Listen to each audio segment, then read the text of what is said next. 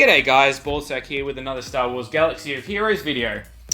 With the recent Road Ahead having come out, I thought I might take a moment to discuss my feelings on it.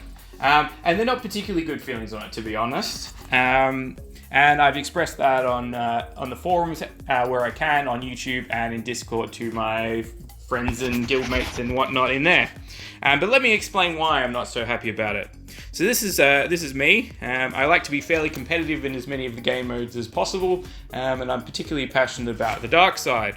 So if you go into my roster, you'll notice that I have two Galactic Legends, the Sith Eternal Emperor and Supreme Leader Kylo, and that my roster is heavily stacked on the dark side because that's what I like in the game. I have a lot of Relic 8s in the dark side, and I have a lot of Relic 7s in the dark side, and a lot of Relic 2s in the dark side. I'm sitting at 6.3 million GP, so I'm not a massive account, but big enough. And if you change to my light side, you'll notice much less Relics, and many less Relic 7s and Relic 8s in particular. In fact, until recently, I didn't even have C-3PO, Gas, or Jedi Knight Luke Skywalker. They've been fairly recent additions, and I had Sith Eternal Emperor unlocked before I had C-3PO, for example. I really like the dark side, and that's just how it is. And I'll circle back to why Jedi Knight Luke and Gas are important, but let me show you one of the main reasons that I'm not overly happy about these changes. So if we go into Grand Arena, noting that I am very heavily stacked on the dark side with Relic 8s and Relic 7s, my opponents for Grand Arena are often out Galactic Legend me, and quite significantly. Remember, I had two. My opponent Bones, who's I fought this guy before in the past. I know he's a very good PvP player. He's in a very good PvP guild. One of my Discord mates was in his guild for a while, and let me know that he's a fairly solid player. But if I go into his roster, and this is my direct opponent, he has 5 Galactic Legends. So immediately, straight off the bat, with the changes to the Galactic Legends upcoming, I instantly lose this match. And I'm not saying that 2 versus 5 is a particularly winnable situation now. It's very tough. But once the changes hit, this is a simple matter of him setting 3 Galactic Legends. I have 2. I can only count 2, and I lose. And he still has 2 on offense. So if I go into this match in particular, having stated that the Bones is actually a very fairly solid PvP player, known to some of my Discord mates, as I said, we go into the match, and this is what the board looks like. No, shame on me, I didn't kill him in the 2 versus 5 GL match. Oh well, things happen. But what is interesting to note is that he went first. He dropped 1 on my ship battle here, my little cheeky finalizer fleet that tends to catch people off guard. I did my research, and I was fairly certain that he was going to set both of his meta fleets, and he did, so I saved mine to counter those and got through them one shot. But the point is, he dropped the battle there, and I've obviously lost this Grand Arena, all power to Bones, but I actually had a chance. And the chance was actually on this Ray team here. So this Ray team here, if you're going to set a Resistance Ray team, this is a very good option, as a lot of you will know, with RJT and Holo in there. I didn't want to use my Vader counter, which has been pretty solid against this kind of Ray team. I have plenty of videos on it on my channel.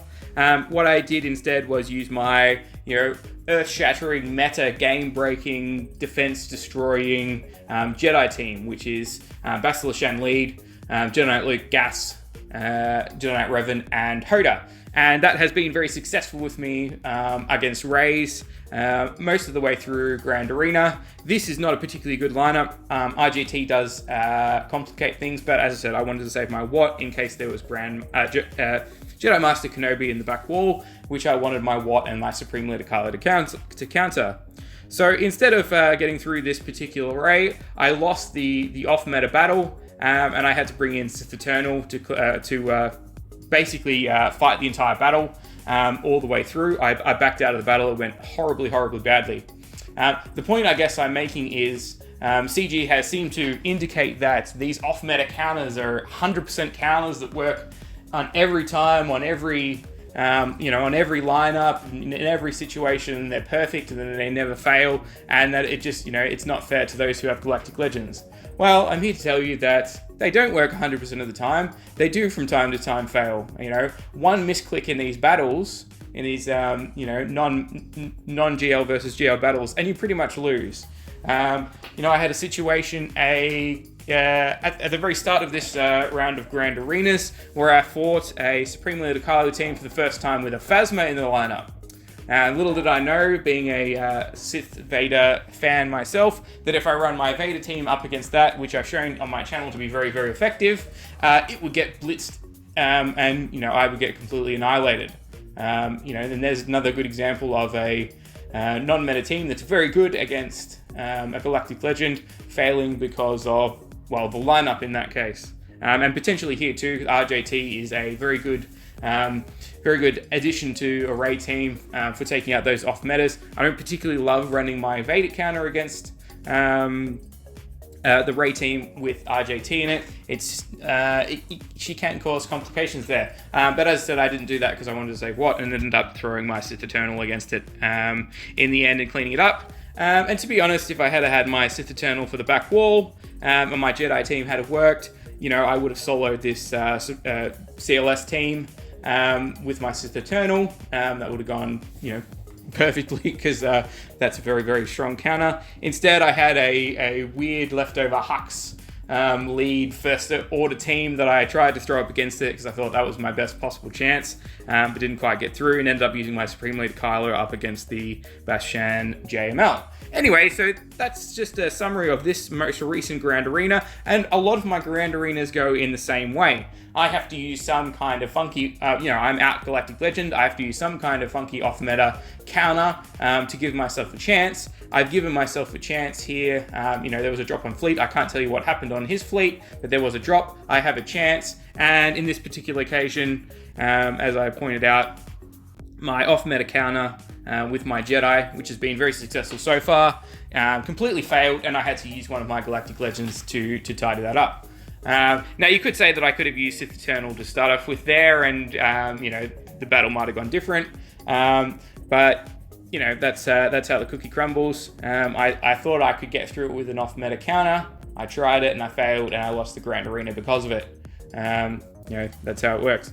But what I'm trying to say is, with the changes to the Galactic Legends, counters like those are not going to work anymore. And Grand Arena, for me in particular, who's facing 2 versus 4, 2 versus 5 Galactic Legends in every single battle.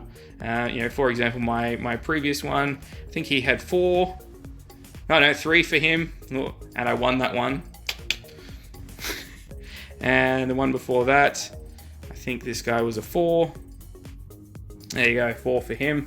They're very tricky matches, and even this match here where I was 2 versus 3, under the new regime, they set 3 and I lose because I can't clear at least one of them, and they have a very good chance of clearing me. Either that, or they defeat more teams than I do, and they win.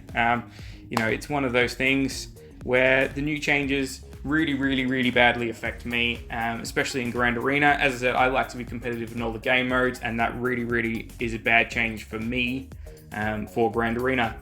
The second thing I want to quickly touch on is a money whaling aspect. I have in the past whaled out on this game for a reasonably substantial amount of money. I basically had... I did have Supreme Leader Kylo and Sith Eternal Emperor day one. I whaled pretty hard on those guys. I put some money into this game. I've also put some money, interestingly enough, into General Skywalker and General Luke Skywalker. Alright, and this is where I actually want to touch on. And I think I did in Death Trooper as well. Put just a tiny little splash into Death Trooper to get him all the way up to Relic 8. And for these guys, the only reason I have them in my roster is because I needed another Rey counter. Right? So I've put some investment into these 2 characters, the return of which will not be returned to me when the changes get made, apart from a drop from Relic 7 to Relic from Relic 8 to Relic 7. It's not really a very fair return, I don't think. And a lot of other people will be in that same situation where they've, you know, put money towards a character. These characters get changed from how they bought them or why they bought them. In particular, for me, Gas and Jedi Knight Luke, and also Dark Trooper, all three of them I use as Galactic Legends counters. And all of a sudden, their value is completely destroyed, and you know, the actual money I put into them is wasted. I wouldn't have Gas and I wouldn't have Jedi Knight Luke if I didn't need the counter, for example. And there are heaps of people in the same situation. Those two characters in particular, General Skywalker and Jedi Knight Luke, their changes are horrific. Also, I think for Jedi Master Luke, and I'm not going to talk long on that because it's not my area of expertise, being the light side, but they seem like they're a very important part of the Galactic Legend Jedi experience, if you will, with Jedi Master Luke, and having those two characters nerfed, you know, particularly bad for that. Vader, what can I say about Vader? The most fun I have in this game is with Vader and culling a Rey. That's the most fun thing I find in this entire game, is, you know, seeing that Rey team pop up and go, oh, beautiful, here we go. Send in my Vader and cull her for, I don't know, 500,000 to 1 million damage, knock her out in one go. I'll even do this in my arena climb from time to time. Well, pretty much every time I see a Rey team, just because I find it tremendously fun. So, yeah, that's another sad note there. And on that very sad note, I might end this video. If you made it all the way through with me, thank you for listening. You know, I felt it was a worthwhile topic to give my opinion on, and why I in particular don't like these changes. In particular for me, Grand Arena, and you can apply the same thing to Territory Wars if you're a person who likes Territory Wars. You know, imagine if you're out Galactic Legend in Territory Wars by, say, you know, 10 or 20 Galactic Legends, which is a very, very common thing, and the opposing guild just goes, alright, I'm just going to set, you know, my entire front couple of walls Galactic Legends. Those guys don't have enough, they win. You know, it's, yeah. If we get to a point where Territories turn into a set your Galactic Legends up front and laugh at the opponent because they don't have enough to clear you, yeah, that's really not a very fun game mode anymore.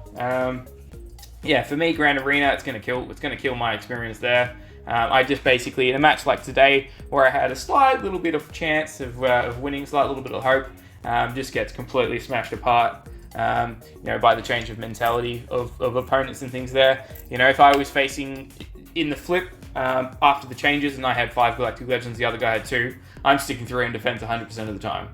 You know, it's as simple as that. And then, yeah, my last point was just the money people have invested into some of these characters, including myself, particularly, you know, Jedi Knight Luke, Vader, Gas, Dark Trooper, Watt even, to counter some of these Galactic Legends, and buying the tunes for those reasons. You know, that's that reason being removed from those characters is yeah, is not good. I also am not particularly loving the idea that, you know, defense is the be all and end all of the game, and the fact that they can penetrate defense is you know, the reason for these changes to these characters and making these characters not be able to defeat the Galactic Legends anymore. I think that's a bit of a poor excuse.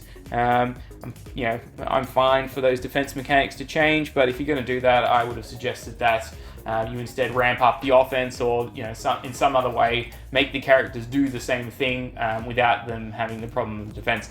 But anyway, that's just my opinion on that one. As I said, thank you guys for watching and listening. If you made it all the way through, I just felt like I should give my opinion on this one. As I said, I've already stated on the forums and Discord and YouTube and wherever else I can, but thought I'd make a quick video on it. Well, a quick video that's turned into a nearly 15-minute video. Thank you guys for watching and listening. Cheers.